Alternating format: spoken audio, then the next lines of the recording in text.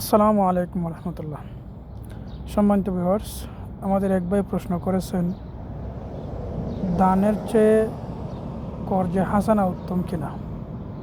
প্রশ্নকারীর প্রশ্ন হচ্ছে, ইসলামে টাকা ধার দেওয়া ফজিলত ও দান করার চেয়ে উত্তম। সম্মানিত ভিউয়ার্স, উত্তরটি হচ্ছে আপনি সঠিক শুনেছেন। প্রিয় প্রশ্নকারী ভাই, আপনি সঠিক শুনেছেন। কর্জে হাসানা বর্তমান যুগে সুদ ভিত্তিক ঋণ ব্যবস্থার বিপরীতে একটি অত্যন্ত গুরুত্বপূর্ণ সুন্নাহ ও নেক আমল। আজকের সমাজে যখন সর্বত্র সুদের লেনদেন ছড়িয়ে পড়ছে এবং মানুষ বাধ্য হয়ে সুদের জালে আবদ্ধ হচ্ছে, তখন কর্জে হাসানা হতে পারে একটি পবিত্র ও কার্যকর বিকল্প।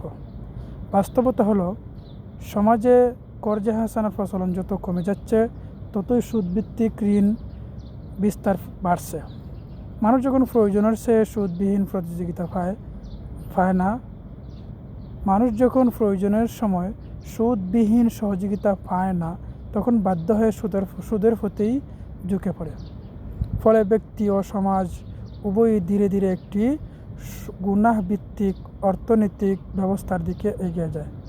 হাদিস থেকে জানা যায় যে, কর্জে হাসানার সওয়াব অনেক ক্ষেত্রেই সাধারণ দান সৎকার চেয়েও বেশি। কারণ দান সাধারণত এমন ব্যক্তিকেই দেওয়া হয় যে অভাবগ্রস্ত, কিন্তু ঋণ চায় সেই ব্যক্তি যার বাস্তব প্রয়োজন আছে। সে তার প্রয়োজন মেটাতে সাহায্য কামনা করে। তাই কর্জে হাসানার মাধ্যমে মানুষের প্রয়োজন পূরণ হয়, সম্মান বজায় রেখে, যা ইসলামের দৃষ্টিতে অত্যন্ত মর্যাদাপূর্ণ কাজ। অতএব সমাজের সুদৃঢ় বিস্তার রোধ করতে এবং পারস্পরিক সহমর্মিতা জাগ্রত করতে কর্জে হাসানার চর্চা পুনরুজ্জীবিত করা অত্যন্ত জরুরি। এটি শুধু একটি আর্থিক সহায়তা নয়, বরং একটি মহান ইবাদত, যা দুনিয়া ও আখিরাতে কল্যাণ বয়ে আনে। হাজতমন্দ প্রয়োজনমন্দ ব্যক্তিকে ঋণ প্রদান করা মূলত তার সাহায্য করা। হাদিস থেকে জানা যায় যে, এর সওয়াব অনেক ক্ষেত্রে সাধারণ সৎকার চেয়ে বেশি। একইভাবে হাদিসে ঋণের মাধ্যমে কারোর সাথে সহযোগিতা করার ব্যাপারে বিশেষ ফজিলত বর্ণিত হয়েছে। কিন্তু বর্তমানে কর্জে হাসানা কমে যাওয়ায় অন্যতম কারণ হলো ঋণ সময়মতো পরিশোধ না করা। অথচ রাসূল সাল্লাল্লাহু আলাইহি ওয়াসাল্লাম ইরশাদ করেন, যে ব্যক্তি ঋণ পরিশোধ করার ক্ষমতা থাকা সত্ত্বেও বিলম্ব করে, তা জুলুম। অন্য হাদিসে ঋণ গ্রহীতাকে সময় দেওয়াও বিশেষ ফজিলত বর্ণিত হয়েছে। রাসূল সাল্লাল্লাহু আলাইহি ওয়াসাল্লাম ইরশাদ করেন, যে ব্যক্তি কোনো অসচ্ছল ব্যক্তিকে সময় দেয়, সে প্রতিদিন সদকা পাওয়ার সওয়াব পায়। আর নির্ধারিত সময়ের পরও যদি সময় দেয়, তবে প্রতিদিন দ্বিগুণ সওয়াব পায়। অতএব ঋণ গ্রহীতার উচিত সময়মতো ঋণ পরিশোধ করা এবং ঋণদাতার উচিত সহনশীলতা অবলম্বন করা। তাহলেই সমাজে কর্জে হাসানা এবং গুরুত্বপূর্ণ আমল পুনরুজ্জীবিত হবে। দানের চেয়ে কর্জে হাসানা উত্তম হওয়া বিষয়ের হাদিসে বর্ণিত সুনানে তিরমিজিতে আছে।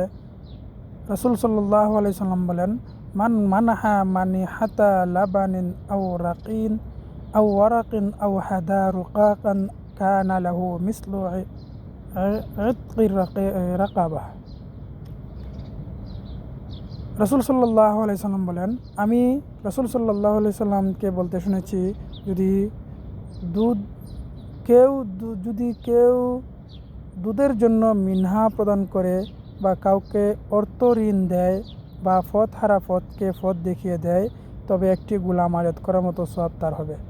উট বা বকরি ইত্যাদি মালিকানা নিজের রেখে এর দুধ পান করার জন্য কাউকে তা দিয়ে দেওয়া। অপর এক হাদিসে রাসূল করিম সাল্লাল্লাহু আলাইহি ওয়াসাল্লাম বলেন, মান কানা লাহু আলা রাজুলিন হাক্কুন ফামান আখারাহু কানা লাহু বিকুল্লি ইয়াউমিন সাদাকাহ। রাসূল সাল্লাল্লাহু আলাইহি ওয়াসাল্লাম বলেন, যে ব্যক্তি প্রাপ্যতাকে অপর কাহার উপর, সে যদি হাতকে কিছু দিনের সময় দান করে, তবে প্রতিদিনের বিনিময়ে সদকা বা দান খয়রাতের উপর সওয়াব তাহার লাভ হইবে।